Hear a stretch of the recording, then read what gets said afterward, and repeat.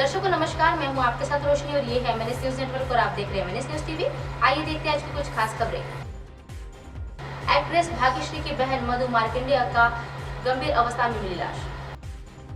Popular Marathi actress Bhagyashree मोटे की बहन मधु मार्कंडेय का शव पिंपरी चिंचवाड़ के एक वाकर में मिला है और वह फिलहाल पुलिस मामले की जांच में जुटी है। एक्ट्रेस भाग्यश्री मोटे की बहन मधु मार्कंडेय का अचानक निधन हो गया है और मधु अपनी सहेली के साथ केक का एक बिजनेस चलाती है और उसके बाद वह उस रविवार यानी 12 मार्च को वह अपने फ्रेंड के साथ किराए का एक मकान देखने के लिए गई थी और जहां उन्हें अचानक चक्कर आ गया। मधु को आनंद फानन से अस्पताल में भर्ती कराया गया जहां मधु का इलाज नहीं हो पाया। उसके बाद उन्हें तुरंत यशवंतराव चौहान मेमोरियल हॉस्पिटल में ले जाया गया जहां डॉक्टर ने उन्हें मृत घोषित कर दिया था।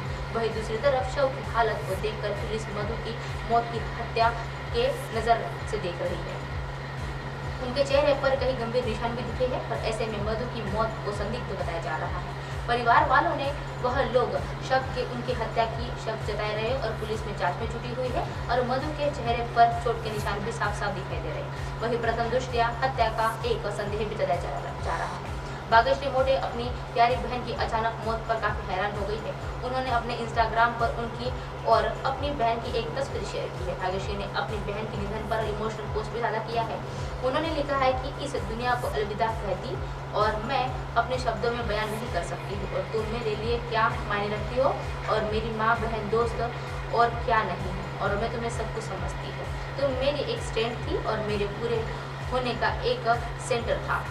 मैं तुम्हारे बिना पूरी तरह से खो गई हूँ और मैं कैसे जीवन जीऊंगी मुझे समझ नहीं आ रहा और मेरे तुम्हारे बिना इस लाइफ के साथ क्या करूँगी। और तुमने मुझे यह भी नहीं सिखाया कि मृत्यु एक दिन जरूर आनी है और लेकिन उन्हें जाने नहीं दे सकते हैं और मैं कभी नहीं कर सकती हूँ। जानकारी के मुताबिक मधु मार्कंडेय के मुंबई के वाकड़ इलाके में केक का एक कारोबार करती थी और अपने एक दोस्त के साथ वह पार्टनरशिप में काम किया करते थे और कारोबार चलाती थी। बीते दिन रविवार को मृतका अपनी इसी कारोबारी के सहेली के साथ वह किराए की एक दुकान में दिखाने के लिए चली गई थी और इसी दौरान उन्हें चक्कर आ गया था और उनकी दोस्त ने ही उन्हें प्राइवेट हॉस्पिटल में भर्ती कराया था जहां से उसे यशवंत चौहान मेमोरियल हॉस्पिटल में भर्ती कराया गया जहां पहुंचने पर ही डॉक्टर ने उसे मृत घोषित कर दिया था।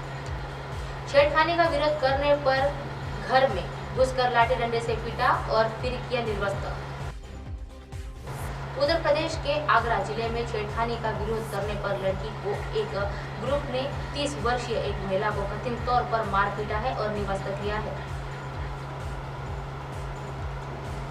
महिला ने पुलिस में आपको लेकर एफआईआर भी दर्ज करवाई है। पीड़ित महिला ने बताया है कि पिछले सप्ताह 2 लोग उन्हें उसके साथ छेड़छाड़ी कर रहे थे और जिसका वह विरोध कर रही थी और बाद में दोनों ने और से उसको बुलाया और फिर वे सभी लाठी को लेकर उसके साथ घूसे से मार रहे थे और उसको उन्होंने निर्वस्त्र भी कर लिया था। महिला ने बताया था कि आरोपियों ने उसके परिवार के दूसरे सदस्यों को भी मारा पीटा था और पीड़ित महिला ने कहा था कि आरोपी ने पुलिस में शिकायत करने पर उसके परिवार को जान से मारने की धमकी भी दी थी। ताजगंज थाने में 13 आरोपियों के खिलाफ दंगा समेत आईपीसी की विभिन्न धाराओं के तहत प्राथमिकी दर्ज करवाई गई है।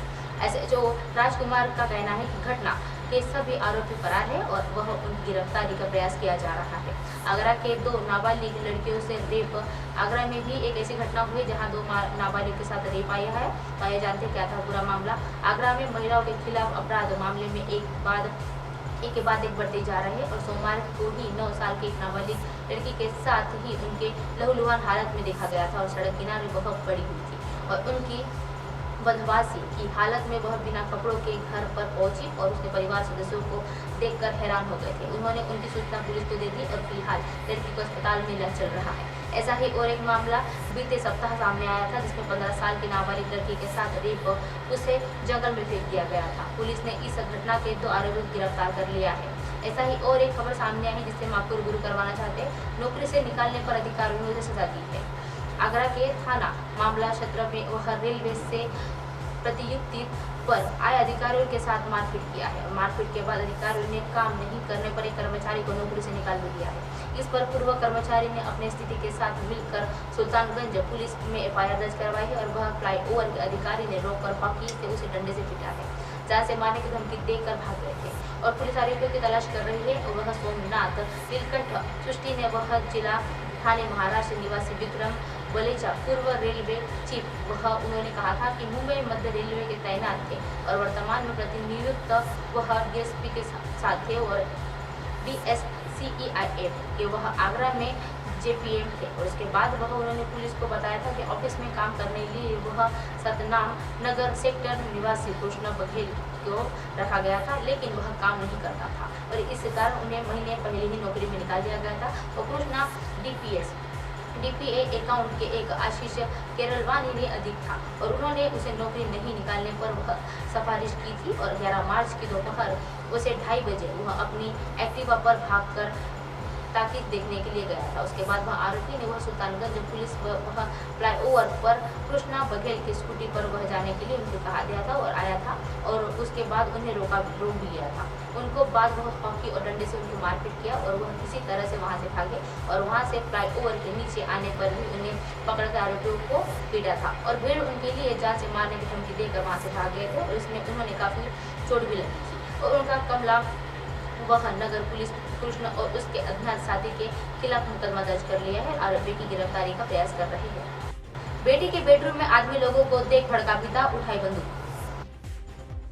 अपनी बेटी के बेडरूम में लोगों को देखकर एक शख्स भड़क उठा है, जिसने उन दोनों पर फायरिंग करना शुरू कर दिया। इस मामले में पुलिस ने उसे अरेस्ट किया है और इसमें खिलाफ जानलेवा हमला समेत कई धाराओं के तहत मुकदमा दर्ज किया है।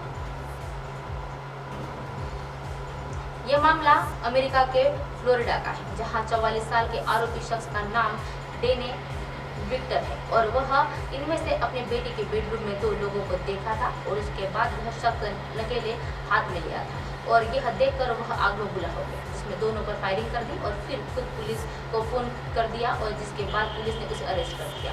बताया गया है कि 8 मार्च को जिन 2 लोगों पर गोली चलाई गई थी वह मिलर के एक रूममेट्स थे और उसके वह नशे में धुत थे और इसीलिए पुलिस ने मामले में मिलर के काबुल किया था कि उसने अपनी बेटी के कमरे में मौजूद 2 व्यक्तियों को फायरिंग कर दी थी और वे अत्यधिक मात्रा में शराब पीकर बेटी के साथ बेडरूम में गलत हरकतें कर रहे थे और मैं तुम्हारे मार दूंगा। उसके पिता ने कहा था कि मैं उन्हें मार दूंगा और खुद मिलकर की बेटी पर अपने पिता को सलते किया था और उसके बाद वह कमरे में कोई घुस आए थे और लेकिन जब वह कोई कुछ समझ नहीं पा रहा था लेकिन वह फायर कर दिया था। जिन 2 लोगों को इस लोगों के चलाई वह इसमें गोली मार दिया था। फिलहाल चिल्ला रहा था और इसे तुम्हें मार डालूंगा और इसे बेहद ही नजदीकी से 3-4 राउंड फायरिंग कर दी। फिलहाल मिलर के वह काउंटी देकर कार्यकाल में वह हिरासत में ले लिया गया है। अप्रैल में उसे 10 अप्रैल को कोर्ट में पेश किया जाएगा और मामले की जांच की जा रही है और उस पर जानलेवा हमला घायल हथियार भी बरामद किया गया है। अब आप हमारे चैनल को अपने मोबाइल पर देख सकते हैं। मोबाइल ऐप पर देखने के लिए प्ले स्टोर से MNS news TV app download करें। इंस्टा, लिंक, ट्विटर, हाइक्यू, फेसबुक और कई सोशल मीडिया के प्लेटफॉर्म पर हमारा चैनल उपलब्ध है। आप इसे यूट्यूब पर भी देख सकते हैं। आप हमारे चैनल को लाइव भी देख सकते हैं www.mnsnewstv.com पर। फिलहाल वक्त चला दर्शकों ब्रेक का 20 मिनट के बाद देखिएगा देश और दुनिया की तमाम खबरें। बने रहिए MNS न्यूज़ पर। नमस्कार।